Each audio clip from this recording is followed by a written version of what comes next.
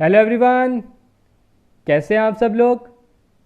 तो आज हम करने जा रहे हैं लेक्चर नंबर 22 लेक्चर नंबर में हमने फाइनेंशियल स्टेटमेंट के बारे में पढ़ा था एज ए होल।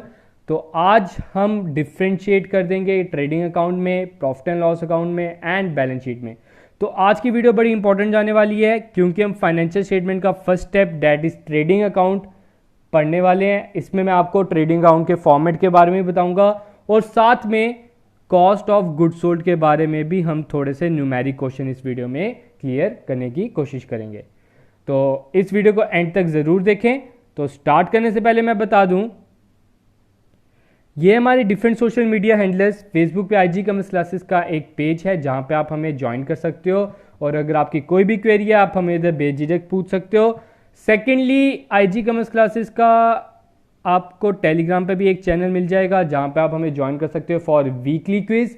जो हमने वीक का पढ़ा होता है उधर हम संडे को उसका क्विज कंपटीशन लेते हैं दैट कॉस्ट नन, इसकी कोई कॉस्ट नहीं होती क्विज कंपटीशन की। आपको उससे पता चल जाता है कि आपकी प्रिपरेशन किस लेवल की है और एंड में आपको इसका रिजल्ट भी मिल जाता है। तो चलो स्टार्ट करते हैं आज का टॉपिक। तो पहले हम पिछली वीडियो के जो होमवर्क था, होमवर्क हमारा रहता है आप सभी को पता है, उसके आंसर डिस्कस कर लेते हैं। पहला बोल रहा है which of the following helps in knowing the financial position of the business. तो financial position of the business हमें ना ट्रेडिंग बताता है ना प्रॉफिट एंड लॉस बताता है, बैलेंस शीट बताता है। जिन्होंने गलत आंसर दिया था वो ध्यान दें, पोजीशन की बात हो रही है, स्टेटमेंट की बात नहीं हो रही। अगर फाइनेंशियल स्टेटमेंट होता तो ऑल ऑफ द अबव आता, सिर्फ और सिर्फ पोजीशन की बात करेंगे तो that is shown, that is depict by only balance sheet जिसमें एसेट्स और लायबिलिटीज के बारे में हमें पता चलता है। सेकंड क्वेश्चन था which of the following is या are income statement. Income statement और पोजीशन स्टेटमेंट आप सभी को याद होगा हमने पढ़ा है। तो trading account and profit and loss account ये दोनों आपकी क्या होती हैं, इनकम स्टेटमेंट होती है। तो फर्स्ट एंड सेकंड ऑप्शन आपका आ जाता है D1 में, तो इसका आंसर सही क्या है, D1। और स्टार्ट करने से पहले मैं बता दूं, हमने आपको हमारी ट्रायल बैलेंस तक PDF प्रोवाइड कर दी है हमारे टेलीग्राम चैनल पर। जो लेना चाहते हैं हमारे टेलीग्राम चैनल से ले सकते हैं, लिंक आपको डिस्क्रिप्शन में प्रोवाइडेड है। तो चलो टॉपिक स्टार्ट करते हैं। ट्रेडिंग अकाउंट सबसे पहले आता है। ट्रेडिंग अकाउंट है क्या, हमने आपको बताया था, हमने अभी तक, अब हम रिकॉर्डिंग कर ली है, हमने क्लासिफिकेशन कर ली है, अब हम कर रहे हैं समरी बना रहे हैं।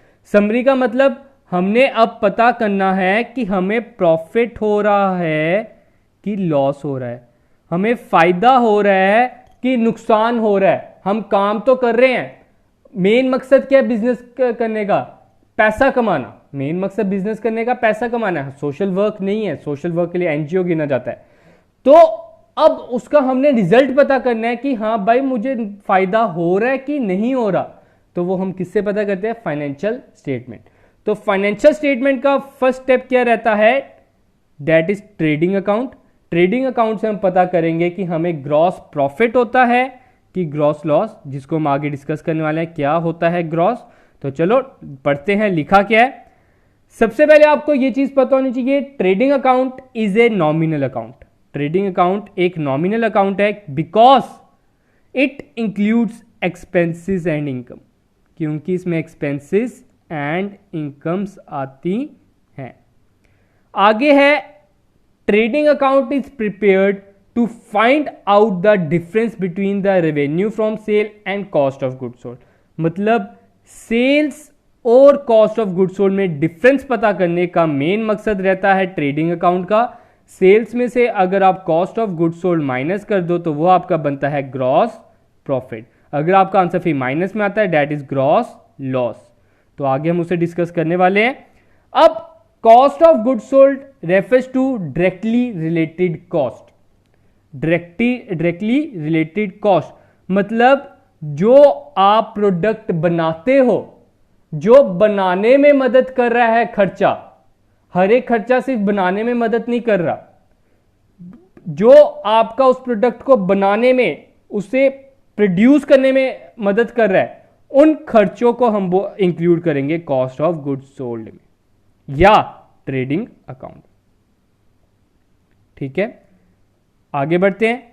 Direct cost include the purchase price of goods. Obvious ही बात है, जो आप प्रोडक्ट बना रहे हो उसका जो रॉ मटेरियल होगा, उसका जो परचेज प्राइस होगा, उसमें क्या इंक्लूड होगा? पहली चीज तो उसका रॉ मटेरियल का पहला प्राइस।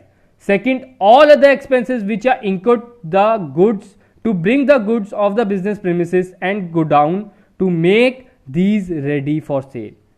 जो खर्चा हमारा उसे सेल करने तक, मतलब पूरा प्रोड्यूस करने तक जो खर्चा होता है, वो हम direct cost that is trading account में इंक्लूड करेंगे। All the goods purchase during the accounting period may not be sold during the same accounting period. अब हो सकता है कि आपने जितना भी सामान बनाया, मान लेते हैं आपका शूज का काम है तो आपने शूज बनाए 1000। ये तो नहीं है कि आप 31 मार्च की लास्ट डेट जो हमारी अकाउंटिंग पीरियड की होती है, हमने पढ़ा था, उस दिन आप 1000 के 1000 बेच दो। उस दिन क्या पता आपके 900 बिके हो, जो 100 है वो बच जाएगा, 100 स्टॉक आपके पास बचा रहेगा, वो अगले साल में अब हम यूज करेंगे। ये तो नहीं होता कि आप उसी साल सारा का सारा बेच दोगे। तो उसी पर्पस के कारण हम कॉस्ट ऑफ गुड सोल्ड निकालते हैं। आप मीनिंग समझ सकते हो कॉस्ट ऑफ गुड सोल्ड है क्या? कॉस्ट का मतलब आपका एक्सपेंस, कितनी आपकी कीमत लगी है, सॉरी, ऑफ गुड सोल्ड, कितनी कीमत लगी है जो हमने सामान बेचा है, ना कि जो हमने सामान बनाया है। ठीक है, जो हमने सामान बेचा है उसकी कीमत। तो आगे बढ़ते हैं। कॉस्ट ऑफ गुड सोल्ड के दो फॉर्मूले आपने याद रखने हैं। कॉस्ट ऑफ गुड सोल्ड के दो फॉर्मूले, पहला फॉर्मूला कहता है cost of good sold is opening stock plus net purchases plus direct expenses minus closing stock. दूसरा cost of good sold is to sales minus gross profit. इसको हम बाद में डिस्कस करते हैं, पहले हम फॉर्मेट और डायरेक्ट एक्सपेंसेस के बारे में पढ़ लेते हैं। जैसे कि मैंने आपको पहले बताया, दो तरह के एक्सपेंस होते हैं, आपने याद रखना है। आपके एक्सपेंस जो हैं दो तरह के होते हैं, that is direct expense and second one is indirect. आपको इन दोनों में डिफ्रेंशिएट करना आना चाहिए, क्योंकि इसका एक एमसीक्यू जरूर आएगा डायरेक्ट एक्सपेंस और इनडायरेक्ट एक्सपेंस के रिलेटेड। तो डायरेक्ट एक्सपेंसेस क्या होते हैं? जैसे कि मैं आपको पहले स्टार्टिंग से बताते आ रहा हूं कि direct expenses are those expenses which are included in the production of good. मतलब जो गुड को प्रोड्यूस करने में मदद की है, उन सभी खर्चों को हम बोलेंगे डायरेक्ट एक्सपेंस। ठीक है, एक बार पढ़ लेते हैं जो मैंने लिखा है। क्या लिखा है? Direct as the word suggest those expenses which are completely related and assigned to the core business operation of a company. जो पूरा का पूरा रिलेटेड है business operation of a company, जिसमें बिजनेस डील करता है, उन खर्चों से रिलेटेड। अगर बिजनेस का प्रोडक्शन का काम है, शूज बनाने का काम है, ठीक है, अगर बिजनेस शूज बनाता है, शूज के लिए आपको पॉलिश चाहिए, उसके साथ थ्रेड चाहिए उसको सीलने के लिए शूज को, और मेन चीज लेदर चाहिए। ये सब कुछ आपका कहलाएगा, ये सारा जो खर्चा है ये आपका क्या कहलाएगा? Direct expense. ये आपका क्या कहलाएगा? Direct expense. अब इसको शोरूम में लगाया, शोरूम में ये शूज तो रख दिया मैंने, शूज बना के मैंने शोरूम में रख दिया, उधर लाइटें लगी हैं, शोरूम का लाइट का खर्चा क्या है? वो है इनडायरेक्ट एक्सपेंस, क्योंकि वो जो लाइट का खर्चा है वो मुझे जूता बनाने में थोड़ी मदद कर रहा है, वो मुझे जूता बनाने में मदद नहीं किया, उसे बस बेचने में मदद करेगा, शोरूम की डिस्प्ले करने में मदद कर रहा है। तो उस एक्सपेंस को हम बोलेंगे इनडायरेक्ट एक्सपेंस। ये शूज को बनाने में तो नहीं कोई मदद हुई इसमें, तो इसको हम क्या बोलेंगे? Indirect expense. एक बार आगे भी पढ़ लेते हैं, क्या लिखा है? They are mainly related to purchase and production of goods sold. Direct expenses are a part of prime cost or cost of goods services sold by a company. Direct expenses are related to the production of products sold. उसकी production के ऊपर जो खर्चा होता है उसको हम बोलते हैं direct expense. Direct expense are shown on the debit side of a trading account. The most important कि ट्रेडिंग अकाउंट में कौन से खर्चे आते हैं, उसमें आते हैं डायरेक्ट एक्सपेंस। अब इनडायरेक्ट के बारे में पढ़ लेते हैं। इनडायरेक्ट वो खर्चे हैं जो प्रोडक्शन में मदद नहीं कर रहे, बल्कि उसको बेचने में मदद कर रहे हैं, सिर्फ और सिर्फ उसको बेचने में। बेचने में मतलब समझ लो मैंने सेल्समैन की सैलरी देनी है, सेलमैन ने मुझे बनाने में थोड़ी मदद की, वो तो मुझे मजदूर ने बनाने की मदद की है जूते को। तो जो मजदूर का खर्चा है वो मैं डालूंगा डायरेक्ट में, लेकिन जो सेल्समैन का खर्चा है उसको मैं डालूंगा इनडायरेक्ट में। मेरे शोरूम का लाइटनिंग का खर्चा है उसको मैं डालूंगा इनडायरेक्ट में, और मेरी फैक्ट्री का अगर लाइटनिंग का खर्चा है उसे मैं डालूंगा डायरेक्ट में, क्योंकि फैक्ट्री में तो मैं प्रोडक्शन कर रहा हूं ना, फैक्ट्री में मैं बेच तो नहीं रहा। फिर मेरे को कोई लग रहा है टैक्स, जूता बनाने में लग रहा है टैक्स, वो मैं डालूंगा डायरेक्ट में। फिर मुझे लग रहा है सामान लाने में खर्चा, मैंने अपने लेदर लाया, लेदर जो सामान में अब मैं ऑटो में लाया हूं, तो ऑटो कैरेज उसे हम बोलेंगे कैरेज एक्सपेंस, कैरेज इनवर्ड बोलेंगे, तो वो भी आपका क्या कहलाएगा, डायरेक्ट एक्सपेंस, क्योंकि वो भी तो प्रोडक्शन में मदद कर रहा है। जितने दिन मैं सामान नहीं लाऊंगा फैक्ट्री में तो क्या फायदा, फैक्ट्री में सामान पहुंचा ही नहीं, जूता कैसे बनेगा। ठीक है, तो इनडायरेक्ट में हम डाल देंगे जो प्रोडक्शन में मदद नहीं करते वो खर्चे। ठीक है, आगे हम इसे और डिटेल में डिस्कस करेंगे, घबराने वाली कोई बात नहीं है, जितना भी मैं करा रहा हूं उसी पे फोकस करो। आगे क्या लिखा है, these expenses are debited to profit and loss account. आपसे पूछा जा सकता है प्रॉफिट एंड लॉस अकाउंट में कौन से एक्सपेंस डेबिट होते हैं, दैट इज इनडायरेक्ट एक्सपेंस। अब बात करते हैं ट्रेडिंग अकाउंट, जो हमारा आज मेन टॉपिक है, उसका फॉर्मेट वो दिखता कैसा है, उसका फॉर्मेट है कुछ इस तरह। ट्रेडिंग अकाउंट में पहली आइटम आपकी आ जाती है opening stock to opening stock. ठीक है, क्योंकि जो स्टॉक पड़ा है आपने उसे भी तो कैलकुलेट करना है, आपका जो पिछले साल का सामान पड़ा था अब वो आपने इधर स्टार्टिंग में आपका वो स्टार्टिंग का सामान बन गया। बाद में जो आपने परचेजेस की, जैसे कि मैं एग्जांपल ले रहा हूं, हमारी शू मैन्युफैक्चरर है हम, तो जो हमने लेदर लाया वो परचेजेस हो जाएगा, उसमें से कुछ लेदर ये भी हो सकता है हमने वापस किया होगा, उसको हम लेस कर देंगे, दोनों को लेस करके इधर लिख देंगे। बाद में सारे डायरेक्ट एक्सपेंसेस डेबिट साइड, बाद में सारे डायरेक्ट एक्सपेंसेस आप देख सकते हो, डायरेक्ट एक्सपेंसेस की मैंने इधर बनाया है, that is carriage inward, wages, dock charges, octroi, royalty, import duty. Dock charges होते हैं जो आप शिपिंग, जो आपने बाहर से सामान मंगाया थ्रू शिप, तो वो आपने पोर्ट में, आपको पता होगा पोर्ट पे जो आप टैक्स देना है उसको आप बोलोगे डॉक चार्जेस।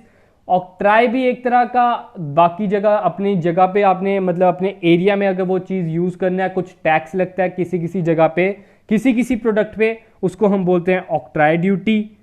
रॉयल्टी आपकी होती है, आप किसी का नाम यूज़ कर रहे हो और उसको उसका पैसा देना है कि आप उसके नाम पे पैसा कमा रहे हो, तो वो रॉयल्टी हो गया। फिर इंपोर्ट ड्यूटी आप सभी को पता ही है, वेजेस भी आपको पता है, कैरेज इनवर्ड भी आपको पता है। ये सारे आपके क्या हो गए, डायरेक्ट एक्सपेंस। डेबिट साइड मैंने क्या किया, डायरेक्ट एक्सपेंस डाल दी।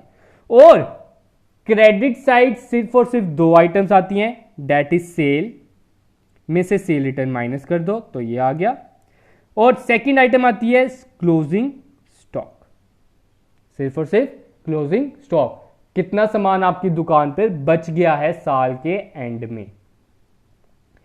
फिर आपसे एमसीक्यू पूछा जा सकता है इसी से रिलेटेड कि ट्रेडिंग अकाउंट का रिजल्ट क्या निकलता है। तो ट्रेडिंग अकाउंट का रिजल्ट निकलता है या तो ग्रॉस प्रॉफिट या तो ग्रॉस लॉस। उसका रिजल्ट क्या होता है, या तो ग्रॉस प्रॉफिट या तो ग्रॉस लॉस। कभी ये नहीं हो सकता ये दोनों आंसर हो, ये दोनों में से कोई एक आंसर होगा। जैसे मैं नीचे लिखा है the difference in trading account will be either, either का आपको मीनिंग पता होगा, या तो वो ग्रॉस प्रॉफिट है या तो वो ग्रॉस लॉस है। तो ग्रॉस प्रॉफिट कब होगा मैं ये बता दूं, credit side is your income side, ये वाली जो है आपकी इनकम साइड है, और ये वाली साइड जो है ये आपकी है एक्सपेंस साइड। जब आपकी इनकम ज्यादा होगी, मोर होगी इनकम, और एक्सपेंस लेस होगा, तो आपका आंसर क्या आएगा, ग्रॉस प्रॉफिट। जब आपका एक्सपेंस लेस होगा, सॉरी एक्सपेंस मोर होगा और इनकम लेस होगी, जब आपके खर्चे ज्यादा होंगे, इनकम कम होगी, तो आपका क्या होगा? Gross loss. इसका मैं एक कंप्लीट फुल फ्लेज्ड क्वेश्चन लाऊंगा ट्रेडिंग अकाउंट का। नेक्स्ट वीडियो में हम करेंगे, एक फुल फ्लेज्ड क्वेश्चन करेंगे ताकि आपके सारे डाउट क्लियर हो जाए। आज सिर्फ और सिर्फ इसके थ्योरेटिकल पार्ट में जाओ, ठीक है? और कॉस्ट ऑफ गुड सोल्ड के बारे में आगे मैं बताने वाला हूं। तो आप देख सकते हो, जैसे अगर हमारी इनकम साइड का प्लस आता है 100 और एक्सपेंस साइड का प्लस आता है 90, तो ये वाली साइड छोटी है, तो इधर कितना कम है? 10। मैं इधर 10 डाल दूंगा और वो क्या आ जाएगा? हमारा ग्रॉस प्रॉफिट। हमारा ग्रॉस प्रॉफिट कितना आ गया? 10। हमने बैलेंसिंग करना है, जैसे हमने ऊपर लेजर अकाउंट्स में बैलेंस किया था ना, तो इधर भी हमने वैसे ही बैलेंस करना है। अब देखते हैं, अगर बाय चांस हमारी डेबिट साइड बड़ी आती है, मतलब एक्सपेंस साइड हमारा आता है 100 और क्रेडिट साइड आता है हमारा 90, तो इधर 10 रुपए कम है, मैं इधर 10 डाल दूंगा और वो हमारा क्या कहलाएगा? Gross loss, because expenses are more than are income. हमारे खर्चे ज्यादा हैं हमारी इनकम से, तो 10 रुपए हमें इधर लॉस हो जाएगा। होप कि क्लियर होगा। अब इसी से हम निकालते हैं कॉस्ट ऑफ गुड सोल्ड का formula. Cost of good sold का क्या फॉर्मूला होता है? कॉस्ट ऑफ गुड सोल्ड का फॉर्मूला होता है, ओपनिंग स्टॉक में परचेजेस आप प्लस करो डायरेक्ट एक्सपेंस, उसमें से क्लोजिंग स्टॉक आप माइनस कर दो। ये कहां से बना है फॉर्मूला हमने इसे इसी अकाउंट से बनाया है। ओपनिंग में परचेजेस प्लस करो, परचेजेस में डायरेक्ट एक्सपेंस प्लस करो और क्लोजिंग स्टॉक को माइनस कर लो, तो आपका आंसर क्या आएगा? That is cost of good sold. आपने कितने का सामान बेचा है। और सेकंड फॉर्मूला क्या कहता है कॉस्ट ऑफ गुड सोल्ड का? टोटल सेल्स में से ग्रॉस प्रॉफिट माइनस कर लो। ये दोनों फॉर्मूले याद रखो। अभी आगे मैं इसी वीडियो में आपका एक न्यूमेरिक क्वेश्चन सॉल्व करके बताऊंगा आपको। सेल्स में से ग्रॉस प्रॉफिट माइनस कर लो, वो क्या कहलाएगा? Cost of good sold. तो चलो एक न्यूमेरिक क्वेश्चन करते हैं इसी पे। पहला क्वेश्चन बोल रहा है calculate cost of good sold if opening stock दिया है, परचेजेस दिया है, डायरेक्ट एक्सपेंस दिया है, क्लोजिंग स्टॉक दिया है। आप सभी को याद होगा, अभी मैंने ऊपर पढ़ाया, कॉस्ट ऑफ गुड सोल्ड किसके बराबर है? कॉस्ट ऑफ गुड सोल्ड बराबर है opening stock plus purchases plus direct expense minus closing stock. ठीक है? ओपनिंग स्टॉक में 400, परचेजेस में 300, 400 प्लस 300 कितना हो गया? 700, डायरेक्ट एक्सपेंस 500, तो 700 में हमने प्लस किया 500 और क्लोजिंग स्टॉक को 200 हमने माइनस करना है। 700 प्लस 500 1200, 1200 में से 200 काटे आपका आ जाता है 1000। तो आपका कॉस्ट ऑफ गुड सोल्ड कितना है? 1000। कॉस्ट ऑफ गुड सोल्ड कितना आ गया? 1000। आपने सामान कितने का बेचा? 1000 का। आपके पास देखो, अब मैं सिंपल लेमैन लैंग्वेज में बोलता हूं, आपके पास ओपनिंग स्टॉक है 400, मतलब आपके सामान पड़ा है 400 रुपए का। उसके बाद आपने परचेजेस की 300 की, आपने 300 का सामान लिया, आपके पास टोटल सामान कितना पड़ा है? 400 आपका पहले का पड़ा है, 300 ओ लिया, तो हमारे पास हो गया 700। ऊपर से हमारा थोड़ा सा और खर्चा हुआ डायरेक्ट एक्सपेंस, तो वो कितना हुआ? 500। 700 प्लस 500 1200। अब साल के एंड में मेरे पास 200 का सामान अभी भी बच गया, मतलब 1200 का सामान था मेरे पास, लेकिन अभी भी मेरे पास 200 का बच गया है, तो इसका मतलब मैंने 1000 का बेचा सामान। होप की समझ आ गया होगा। नेक्स्ट क्वेश्चन करते हैं इसी पे। Calculate gross profit in above question, जो ये सेम क्वेश्चन मैंने लिया है, इफ द सेल्स इज 1500। अब हमने निकालना है ग्रॉस प्रॉफिट। ग्रॉस प्रॉफिट कैसे निकालेंगे? आप सभी ने देखा, मैंने ऊपर कॉस्ट ऑफ गुड सोल्ड क्या निकाला? 1000। सेल्स कितनी है? 1500। हमने निकालना है जीपी। अब हमने दूसरा फॉर्मूला किया, आप देख सकते हो ऊपर स्क्रीन पे। हमने दूसरा फॉर्मूला क्या किया है? Cost of good sold is equal to sales minus GP. तो कॉस्ट ऑफ गुड सोल्ड है हमारी 1000 और सेल्स है हमारी 1500 माइनस जीपी। ये माइनस हो रहा है, उधर जाके क्या हो जाएगा? प्लस, और ये इधर प्लस हो रहा है, उधर जाके क्या हो जाएगा? माइनस। तो जीपी इज इक्वल टू 1500 में से हम 1000 माइनस कर लेते हैं तो 500 हमारा जीपी आ गया। ग्रॉस प्रॉफिट कितना आ गया? 500। अब जरूरी नहीं है आपने इन्हीं फॉर्मूलों से करना है, आप इसे क्या कर सकते हो, ट्रेडिंग अकाउंट में भी पुट कर सकते हो वैल्यू। जैसे आप स्क्रीन पर देख सकते हो, अभी देखो जैसे कि स्क्रीन में है, हमने क्या लिया था, आप क्वेश्चन पढ़ सकते हो। पहले ओपनिंग स्टॉक था 400, मैंने इधर ट्रेडिंग अकाउंट बनाया है। ओपनिंग स्टॉक में मैंने क्या डाला 400, परचेजेस में डाला 300, डायरेक्ट एक्सपेंस में डाला 500, फिर क्लोजिंग स्टॉक किस तरफ आता है 200 इधर डाल दिया। सेल्स कितनी है 1500 मैंने इधर डाल दिया। तो 1500 प्लस 200 आपका होता है 1700, फिर 500 प्लस 300 प्लस 100 आपका होता है, सॉरी इधर आपका 400 है। 400 प्लस 300 प्लस 500 आपका हो जाता है 1200, और इसका टोटल कितना है 1700। 1700 में से 1200 काटे तो आपका ग्रॉस प्रॉफिट कितना आ गया 500। तो ग्रॉस प्रॉफिट आपका कितना है 500। तो आप इसे ट्रेडिंग अकाउंट बनाकर भी इसमें ग्रॉस प्रॉफिट निकाल सकते हो। तो चलो एक और क्वेश्चन लेते हैं ताकि आपके सारे डाउट क्लियर हो जाएं। ये कंसेप्ट थोड़ा सा मुश्किल है, मैं आप सभी को यही सजेशन दूंगा, घबराने वाली कोई बात नहीं है। टेक योर टाइम, आप अपना टाइम लो, इस वीडियो को एक बार फिर से स्टार्ट करके देखो। क्या ही होगा 20 मिनट एक्स्ट्रा लग जाएंगे, और ज्यादा से ज्यादा और कुछ तो नहीं होगा। टाइम सही जगह पे लगाओ, मैं आपको यही कहूंगा।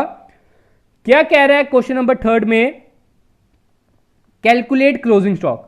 हमने ऊपर जीपी भी निकाला, ऊपर वाले क्वेश्चन में हमने कॉस्ट ऑफ गुड्स सोल्ड भी निकाला, लेकिन भाई साहब अब कह रहे हैं क्लोजिंग स्टॉक निकालो। ओपनिंग स्टॉक दिया है 200, परचेजेस दिया है 300, डायरेक्ट एक्सपेंस दिया है 500, और सेल्स दिया है 1500, ग्रॉस प्रॉफिट भी दिया है 600। तो इसमें आपने क्या करना है, जैसा कि ट्रेडिंग अकाउंट है आपका, उसमें वैल्यूज पुट कर दो। तो देख सकते हो आप स्क्रीन पे, जैसे हमने इधर स्क्रीन पे वैल्यूज पुट कर दिए। जैसे ओपनिंग स्टॉक 200 डाला, परचेजेस हमने 300 डाला, डायरेक्ट एक्सपेंस 500 डाला, सेल्स 1500 डाला, और ग्रॉस प्रॉफिट भी दिया। आप क्वेश्चन में देख सकते हो पीछे कर 600 आपको ग्रॉस प्रॉफिट दिया। तो डेबिट साइड का प्लस कितना हो जाता है, आप देख सकते हो डेबिट साइड का प्लस हो गया 1600, और क्रेडिट साइड का प्लस है 1500। तो जो बच गया वो आपका है क्लोजिंग स्टॉक। 1600 में से 1500 काटे, that is 100 is your closing stock. आप इस मेथड से भी निकाल सकते हो और फॉर्मूला पुट करके भी निकाल सकते हो। कैसे, पहले आपने क्या करना है, कॉस्ट ऑफ गुड्स सोल्ड निकालना है with the help of sales minus GP. Sales कितनी है 1500 और जीपी है आपकी 600, तो कॉस्ट ऑफ गुड्स सोल्ड कितना आ गया 900। कॉस्ट ऑफ गुड्स सोल्ड कितना आ गया 900। अब कॉस्ट ऑफ गुड्स सोल्ड का दूसरा फॉर्मूला डालो, वो कहता है opening plus purchases plus direct expense minus closing. ठीक है, यही कहता है। कॉस्ट ऑफ गुड्स सोल्ड अभी हमने निकाला 900, ओपनिंग कितना है 200, परचेजेस कितनी है 300, डायरेक्ट एक्सपेंस कितने हैं 500, और क्लोजिंग स्टॉक की जगह मैं क्लोजिंग ही लिखूंगा। 200 प्लस 300 प्लस 500 आपका हो गया 1000। 1000 minus closing is equal to 900। Closing इधर हो रहा है माइनस, उधर आके हो जाएगा प्लस, फिर ये हो रहा है इधर प्लस, उधर आके हो जाएगा माइनस। क्लोजिंग आपका आ जाएगा 1000 में से 900 काटे तो 100 इज योर आंसर। तो क्लोजिंग स्टॉक आपका कितना आता है 100। दोनों मेथड से मैंने आपको निकालने सिखा दिए। आप दोनों फॉर्मूले भी यूज कर सकते हो या ट्रेडिंग अकाउंट बनाकर भी आंसर निकाल सकते हो। होप कि आपके सारे डाउट क्लियर हो गए होंगे। अब आगे आप देख सकते हो अपने लिए होमवर्क। तो होमवर्क में आपका पहला क्वेश्चन कह रहा है gross profit is, gross profit मतलब जीपी आपका क्या है। हमने दो फॉर्मूले किए हैं, दूसरे फॉर्मूले के अकॉर्डिंग आपने बताना है cost of good sold plus opening, excess of sale over cost of good sold, की सेल्स फ्यूअर परचेजेस, की net profit fewer expenses of the period. ये आपने बताना है इसका आंसर। सेकंड है cost of good sold is equal to opening stock plus net purchases plus expenses on purchases minus sales, which part of the formula is wrong. आपने बताना है इसमें से कौन सा पार्ट फॉर्मूला गलत है। ओपनिंग स्टॉक गलत दी है, कि नेट परचेजेस गलत दी है, कि एक्सपेंस ऑफ परचेज गलत दी है, कि सेल्स गलत दी है। और लास्ट क्वेश्चन है विच equation is not correct from the following equation.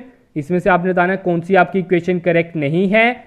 Correct equation असली में होती है जो मेन होती है, cost of good sold is equal to opening plus direct expense plus purchases minus closing stock. तो इनको इन्होंने ट्रांसपोर्ट कर करके 2-3 फॉर्मूले बनाए हैं, 3 इसमें से सही हैं, 1 गलत है। आपने बताना है कौन सा गलत है। तो आज के लिए इतना ही। Thank you, have a good day and enjoy your day guys.